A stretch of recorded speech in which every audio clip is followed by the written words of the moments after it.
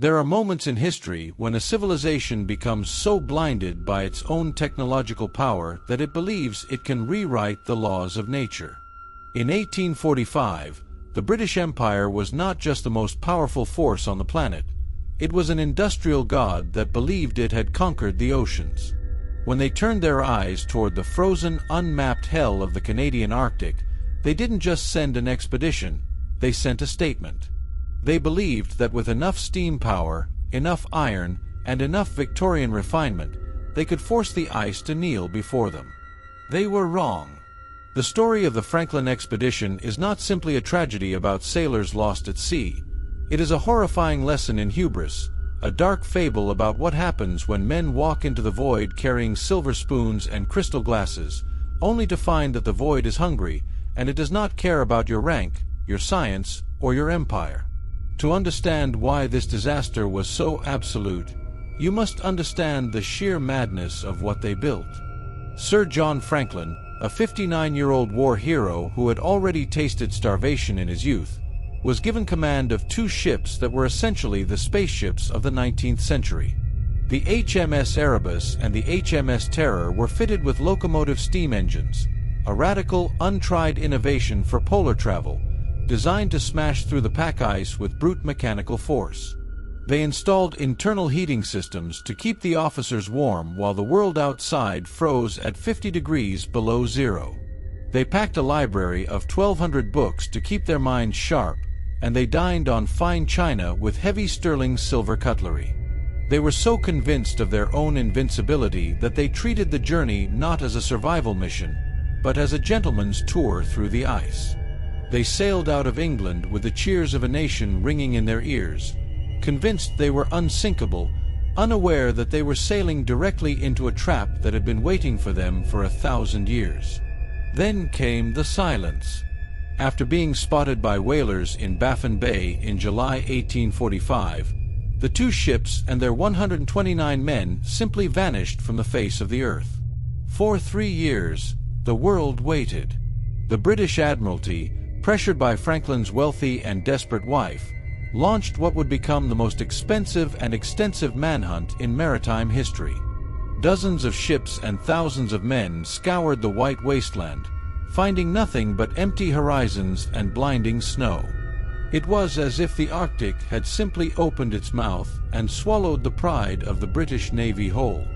But as the years turned into decades, and the ice began to give up its dead, the truth that emerged was far more disturbing than a simple shipwreck. The evidence suggested that the men hadn't just died. They had been slowly, methodically destroyed by the very things they brought with them to survive. The true horror of the expedition lay hidden in the cargo hold.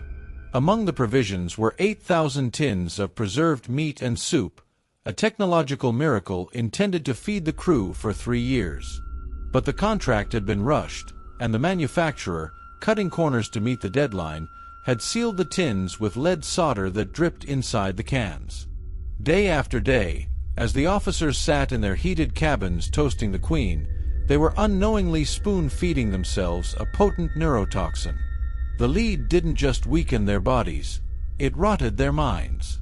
Paranoia, erratic behavior, and a creeping madness began to take hold of the crew as the ships remained locked in the ice for a second, and then a third, brutal winter. They were not just fighting the cold anymore, they were fighting the disintegration of their own sanity, trapped in a wooden box at the end of the world. When the end finally came, it was a descent into absolute savagery. In April 1848, the 105 surviving men, led by a desperate Captain Crozier, abandoned the ships to walk south across the jagged ice, a death march of hundreds of miles. But the lead poisoning and their rigid training had warped their judgment. When searchers later found a lifeboat they had been dragging across the ice, they were baffled to find it filled not with extra food or fuel, but with useless, heavy junk. These starving, dying men were dragging pounds of chocolate, tea, silver watches, and those heavy silver forks and spoons, clinging to the symbols of their civilization until the very moment they dropped dead in the snow. They died dragging the weight of their own ego. The final revelation, however, was a secret so dark that the British public refused to believe it for decades. Inuit hunters who encountered the dying men told stories of terrifying, ghost-like figures who couldn't speak, and whispers of long pig, human flesh. It wasn't until the 1980s, when scientists exhumed the perfectly preserved body of a young crewman named John Torrington from the permafrost, that the full picture became clear. The cut marks on the scattered bones found on King William Island confirmed the unthinkable. The finest sailors of the Royal Navy, the men who had set out to map the world with science and Christian morality, had been reduced to the most primal state imaginable. In the end, stripped of their steam engines and their silver, they turned on each other, consuming the bodies of their fallen comrades in a futile final attempt to survive the ice that had conquered them.